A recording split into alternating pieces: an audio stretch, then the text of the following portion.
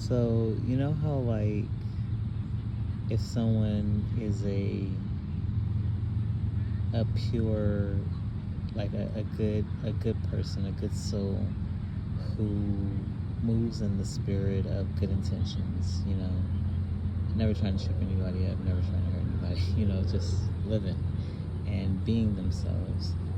And sometimes we come into contact with people who think they're projecting onto us. They think that, oh, this person can't really be this nice because, when they're nice, they're trying to get something. So they're projecting onto us like, what do they want from me? They're really sneaky, da-da-da-da-da. So, and being around these people for so much time, or people thinking anything people think that really isn't you, or really isn't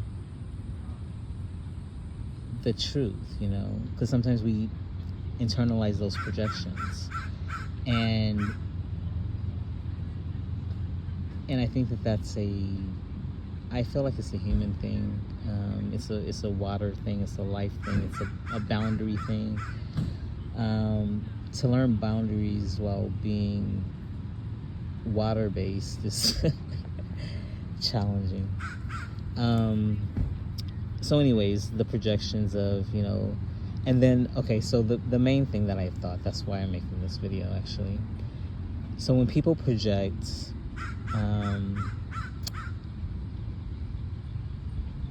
oh no, you can't be real, this is this person can exist, or it makes me think of why certain of our mythological, I put it in quotes, creatures aren't visible or aren't around, because you think about the unicorn is so prevalent in our human zeitgeist, in our consciousness, but are we seeing a bunch of unicorns around besides our emojis and our pictures that we've drawn? My point is that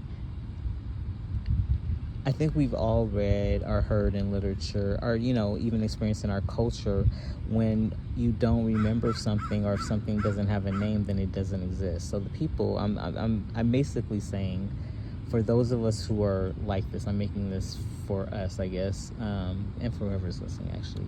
But basically, it's like the fact that we could exist and still be ourselves in the midst of people trying to tell us who we are, or putting their stuff on us. The fact that, especially the ones who have we've lifted that off, we realize, no, that's not mine. We know ourselves enough, we know our own energies enough to know what is something other than us.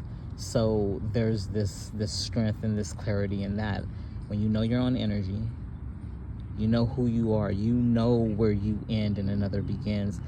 And at the same time, I'll speak for myself, and this is my Libra in the 5th house North Node, part of fortune, and Pluto placement speaking.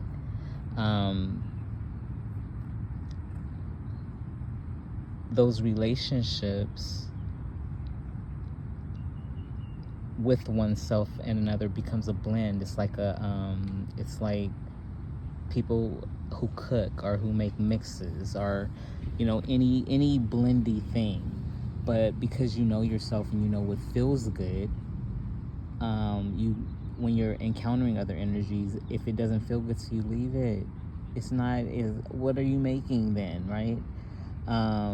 Something that ultimately won't feel as good as you individually, because you've mixed yourself with something that doesn't feel good, that doesn't feel good. So it's automatically changing your energy to something that it isn't, so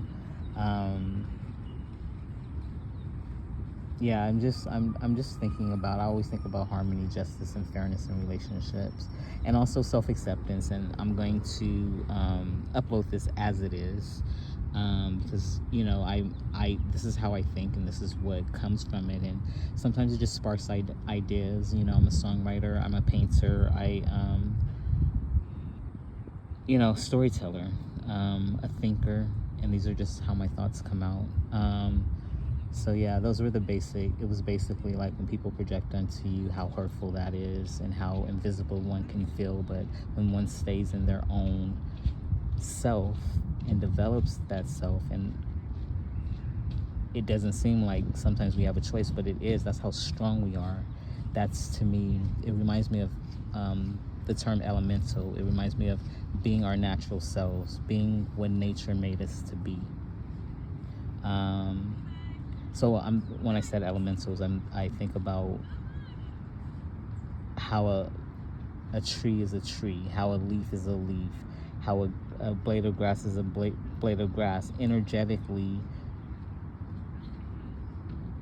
I'll get into that another time.